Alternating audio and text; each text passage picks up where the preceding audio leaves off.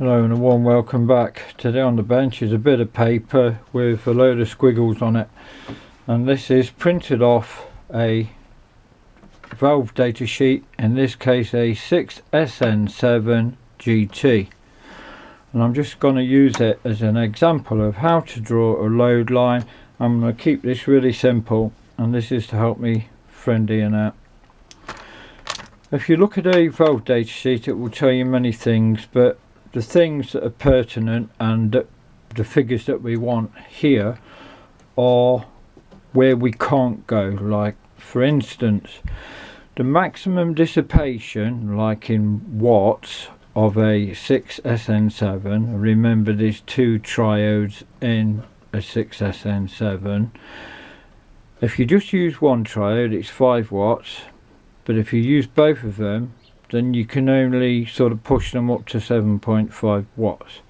So the first thing I'm going to do is use a calculator and a pen just to mark out where we can't go, and it'll be like a curve like that. And to do that, because we've got two triodes, right, some valve graphs in terms of anode current, anode voltage, grid voltage will have this curve drawn on, but let's draw it anyway.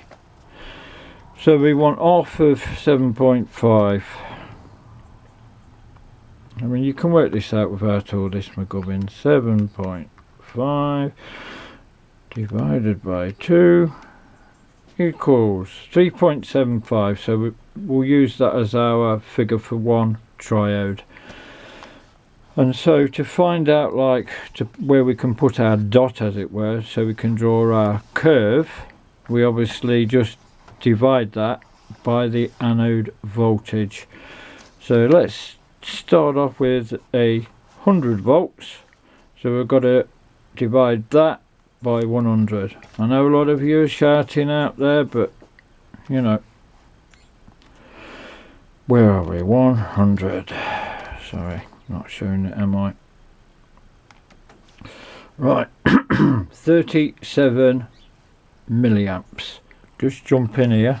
The other thing I forgot to mention is you need a ruler, and I'm using a flexible see-through one so you can see what I'm doing. So 3.75 divided by 100 obviously is 37 milliamps, but we haven't got 37 milliamps here. So I then jumped onto a sort of next anode voltage that's got a big line, you know, like a graph line there, divided 3.75 by 150, and then just put a dot there on our zero,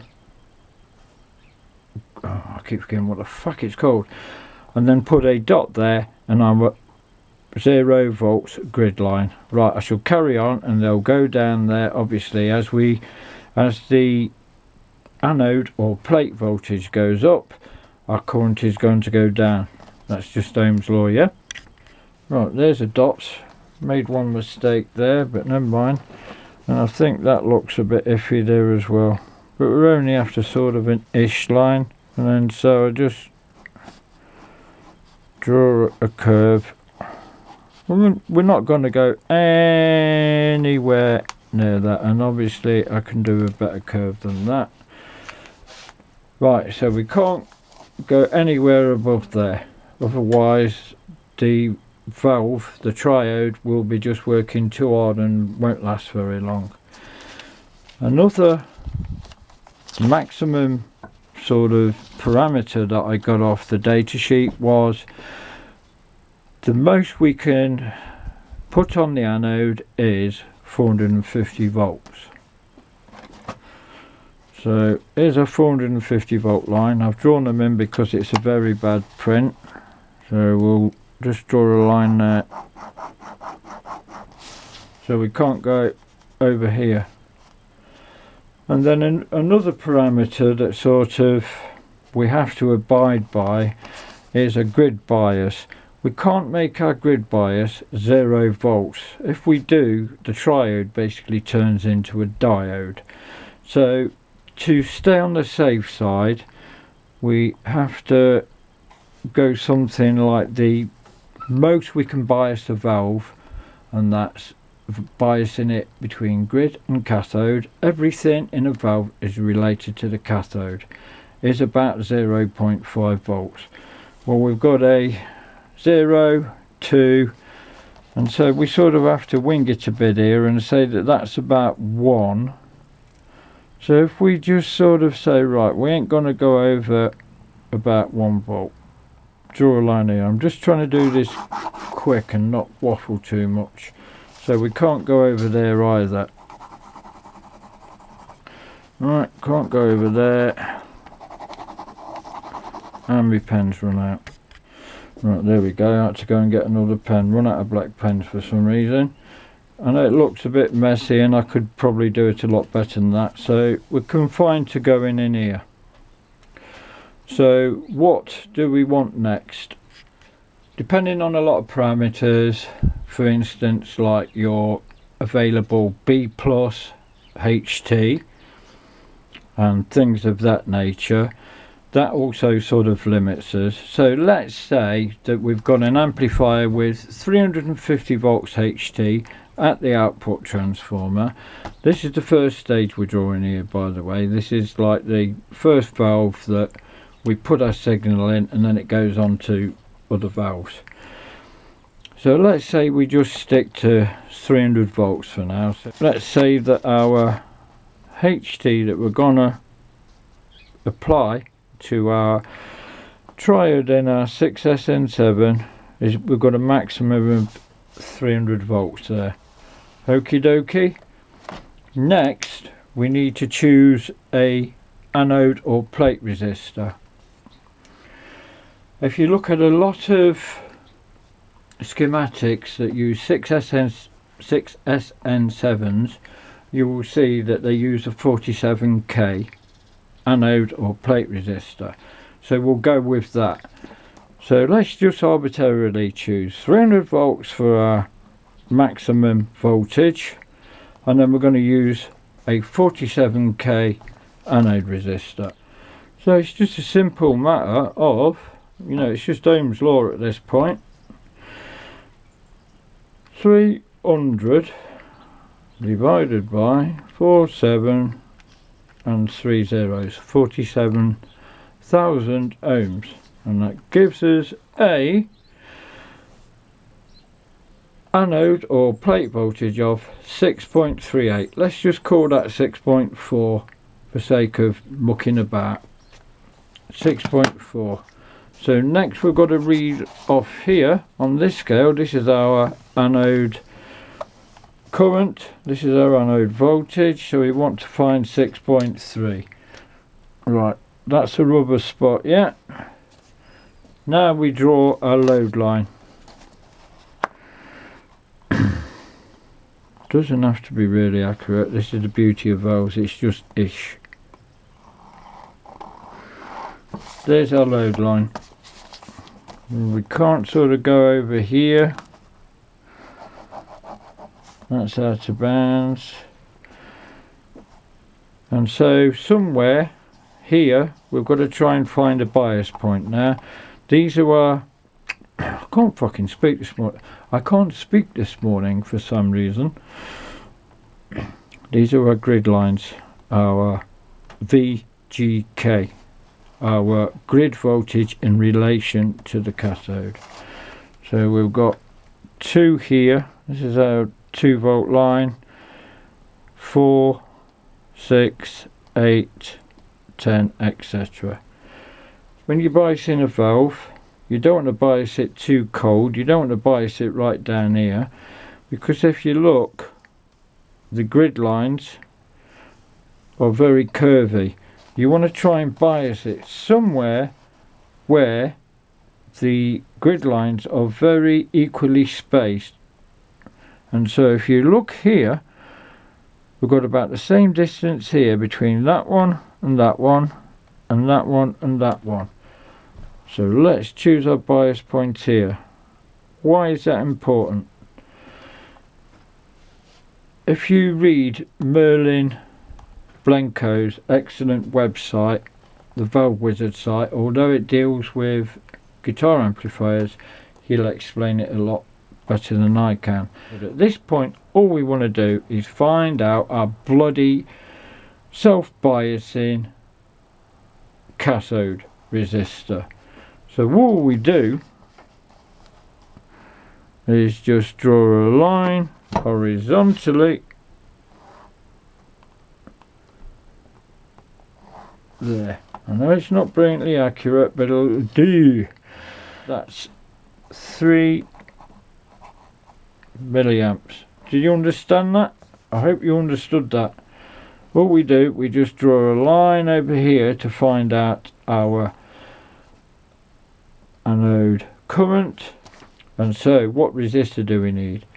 Well, it's a very simple matter of reading the grid line value, which is 6 volts, and dividing it by 3 milliamps. So 6 divided by 0.003. Come on, some of you should have worked this out already in your heads. 2K. So we need a 2K anode resistor. Most of us haven't got a 2K anode resistor, so what could we use instead? We could use a 2K2, or we could use a 1K5. Anything sort of around there would do. 1K5, 1K8, 2K, 2K2. It's volts. A few volts either way, don't freaking matter. I'm going to quickly go over that again without all the scribbling all over it. In this case, what have I printed off? It is a DET 20. Oh no, it's a 2C22 triode. So still got the same thing. Here's the grid lines. Here's our anode current, plate current. Here's our anode voltage, plate volts. Choose your HT. So let's draw. Start again. 300 volts. We're going to set it to. Again, we're going to use a 47K anode resistor. We've already done the calculations for that. The lines on this graph are absolutely atrocious, but often they are. As far as I can make out, that's about 5 milliamps. Let's jump up a couple because, yeah, there we go, 6, and we said we just call it 6.5. 6.5 milliamps. So if I can find my resistor, God, Jesus Christ, it's really confusing. Here's a load line.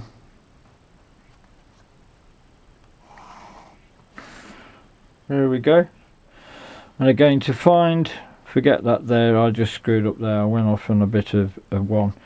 If we want to bias this valve, let's say, I'm just going to choose somewhere where the line, a sort of thickish line into Dix there, and so we've got, let's say we're going to bias it at 6 volts there, and so in this case that's 2.5 milliamps. So our anode resistor is going to be higher or lower? What's your bet? 6 divided by 0.0025, bigger obviously. So in that case we need an anode resistor of 2K4. If we want a lower bias point in terms of voltage, let's say 2, let's bias that up there.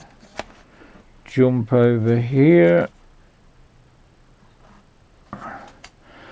and that looks to me to be about, where are we? That's 5 up there, 2.5. Looks to be about 4.5 milliamps. This is the problem you have a lot of time with vintage data sheets, like counting the actual squares, and arriving at your figure can be a little bit tricky. So in this case, let's just call it 4.5 milliamps. Cancel all that. 2, because that's our grid bias, divided by, what were it, 4.5, 0.0045 equals. So in this case, we'd want a 444 ohms, or what's the nearest value there? So we'd either use something like a 330R or a, oh Jesus Christ, 470R, something like that. And there you go. So what I would usually do would build a stage, put the cathode resistor in there, and then measure it.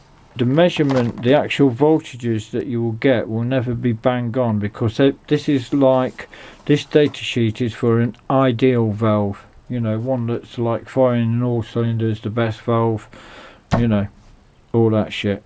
So your value is also, you know, the actual voltage and current that you see will be different, but it'll be about right. And this is the beauty of valves, it's ish, so it'll be fine. So in that case, we'd use a 470R or 330R cathode resistor, and then we would bypass it. So there's our cathode resistor, ground, 470, let's just call it, and then we'd usually we usually bypass it with a capacitor. And to find what value capacitor you want, well, don't worry about it, just stick in a 47U and that'll be about right, or just stick in a 100U, whatever, doesn't really matter much. It does, but it doesn't. Just to get your DC conditions right, it's fine. Right, I'm going to shut up waffling, bid you adieu, take care of yourselves, ta-da for now.